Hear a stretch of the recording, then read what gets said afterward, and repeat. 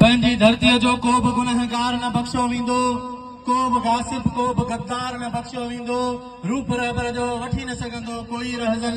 हाणे बेदार थियो आहे भलारनि जो वतन, हाणे बेदार थियो आहे भलारनि जो वतन। जीअं सिंधु देश, जीअं साईं GM सैयद, जीअं शहीद सिंधु देश मोहतरम बशीर खान कुरैशी जी सदा हयात जदोजहद।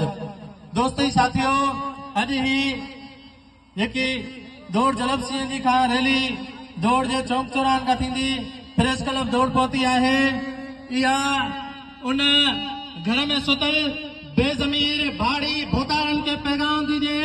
ए बेगैरतो, ए बेज़मीरो, ए पीपल्स पार्टी या सपोर्टरो, ए पीपल्स पार्टी या दलालो, ए पंजाब जा दलालो, ॾिसो ॾिसो तव्हां वटि ज़मीर जो टुकड़ो न आहे पर असां वटि ज़मीर ऐं ग़ैरत जो टुकड़ो आहे। पंहिंजूं ॾियारियूं सिड़ाए, पंहिंजा कमकार धंधा सिड़ाए, पंहिंजे वतन सिंध, पंहिंजे मुक़दस दरिया सिंधु दरिया जी मालिकी करणु असां जे हिते प्रेस क्लब ते जेको आहे सो एतजाज रिकॉर्ड करणु पहुता आहियूं।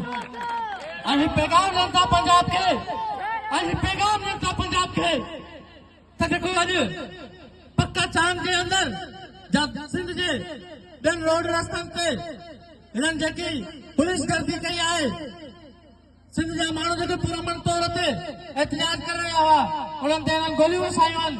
उन्हनि खे चवनि था गोलियूं वसायो, फाइन चाढ़ियो, पर असां ही पंहिंजे मुक़दस दरिया जी मालिकी सां हिकु जेको आहे विख पोइ चटण जे लाइ तयारु न आहियूं। भले तव्हां गोलियूं वसायो या फाइन चाढ़ियो, जीअं देश।